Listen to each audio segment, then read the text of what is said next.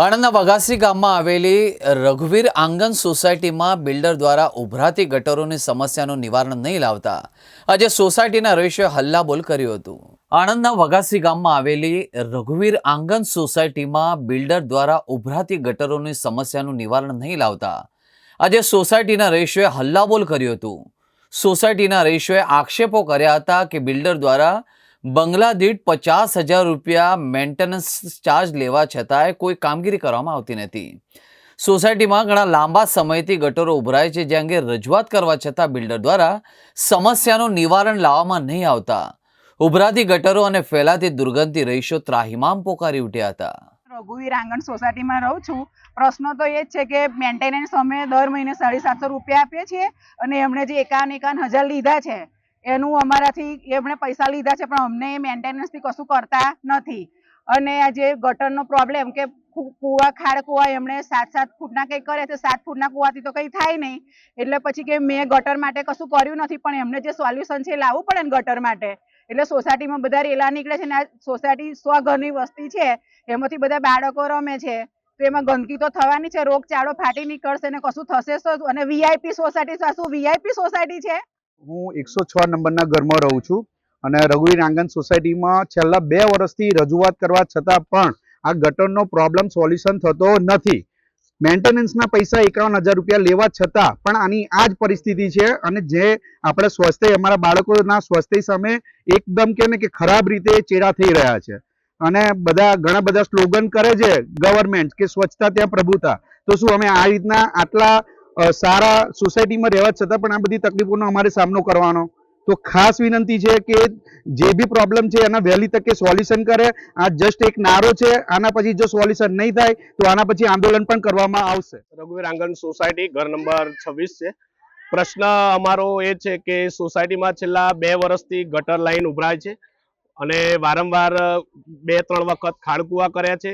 ઘણી વખત સોસાયટીના સભ્યોએ સાથે મળીને ખાલી કરાવ્યા છે, પરંતુ આ પ્રશ્ન 10 દિવસ 15 દિવસ સુધી જ રહેતો હોય અને પછીથી પાછું ગટરનું પાણી ઉભરાતું હોય અને વારંવાર બિલ્ડરને રજૂઆત કરતા એ થોડા ઘણા લોલીપોપ જેવા આપણને પૈસા આપીને ખાલી કરાવે છે, પણ વારંવાર એ જ પ્રશ્ન હોય। આથી પાણી ગટરની બહાર ઉભરાતું બહાર સોસાયટીમાં આવે છે અને એ કોઈ પણ પ્રશ્ન છે અમારો એનો કોઈ નિકાલ લાવતા નથી। આ ઉપરાંત બિલ્ડરને 50,000 રૂપિયા લેકે અમે મેન્ટેનન્સ ચૂકવેલું છે, તેમ છતાં પણ સોસાયટીની અંદર ગટરનો પ્રશ્ન છે, લાઇટનો છે, વાયરિંગનો પ્રશ્ન છે કે રોડ રસ્તાનો પ્રશ્ન હોય છે, ત્યાં પણ બિલ્ડર કોઈ પણ પ્રકારની બાંહેધરી આપેલી હોવા છતાં પણ એ કામ કરતા નથી અને કરી આપીશું આ જ પ્રકારના વાયદાઓ તેઓ કરતા રહે છે।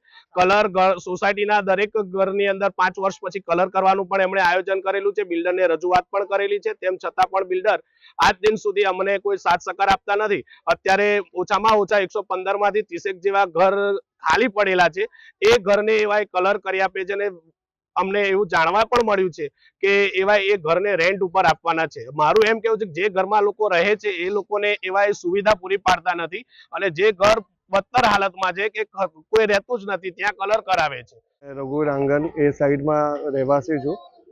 અમે એકચ્યુઅલી 2021માં અહીંયા ઘર પરચેસ કરીને રહેવા આવ્યા અને બિલ્ડરે એવી બાંહેધરી આપી હતી કે ખાડકુવા અને રોડ લાઇટિંગ બધું પ્રોપરલી મેન્ટેન છે અને આજીવન તમારે મેન્ટેનન્સ અહીંયા આપવું નહીં પડે, એટલે બધા જ ઘર મકાન માલિકો પાસેથી 50,000 રૂપિયા એમને ઉઘરાવ્યા છે અને કીધું કે તમને આ જે મકાનો છે બધાનું પેઇન્ટિંગ સારી રીતે કરીને અપાવશે, જે એમને બાકી રાખ્યું હતું અને ઘણા બધા નાના પ્રોબ્લેમ હતા જે એમને ઓપન રાખ્યા હતા।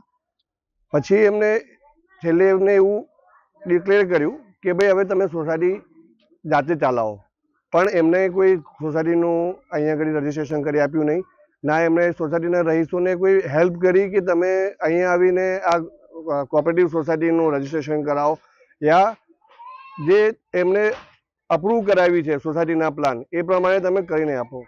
હવે પ્રોબ્લેમ શું આવીને ઊભો રહ્યો છે કે ઘણા બધા 3-4 ઘર એવા છે જેમને ખાડકુવા બનાવીને જ નથી આપ્યા, મેઇન ખાડકુવામાં કનેક્ટ કરીને આપેલા છે।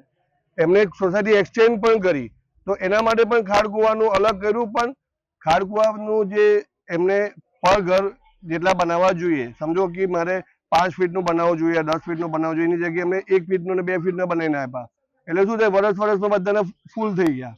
હવે અત્યારે આવીને એવી કન્ડિશન ઊભી રહી છે કે બધાને દર મહિને ખાડકુવા ખાલી કરવાની આદત પડી જાય। હવે આપણે કેવું છે, મહાનગરપાલિકા આનંદ થવા જઈ રહી છે, ઘણીવાર રજૂઆતો કરી, અમે મામલતદારને કરી, અમે સેવા સદનમાં કરી, છતાં ગ્રામ પંચાયતમાં પણ કરી ના બિલ્ડર બેસીને હેલ્પ કરવા તૈયાર છે। કેમ કે અમે પરેશભાઈને પણ રજૂઆત કરી કે તમે આના માટે અમે અમારી તરફથી પણ ભૂંડાને અહીંયા ગટર લાઈન નાખીને જોડવાના કનેક્શન કરવાના ટ્રાય કર્યા, એની પાછળ પણ અમે લગભગ 8 થી 10 લાખ રૂપિયાનો ખર્ચો કર્યો અને અત્યારે દર મહિને અમે લગભગ 60,000 થી 70,000 રૂપિયાનો ખર્ચો કરતા છે કલેક્ટિવલી બધી ગટરો ખાલી કરવા માટે। હવે એવું થયું છે ખાલી કરવા છતાં પણ ગટરના પાણી ઉભરાય છે, લોકો બીમાર થવા લાગ્યા, નાના છોકરાઓ બધા બહાર રમતા હોય, આવતા જતા રોડ પર અમારે બાજુની સોસાયટી જોડે રોજ ઝઘડા થતા છે।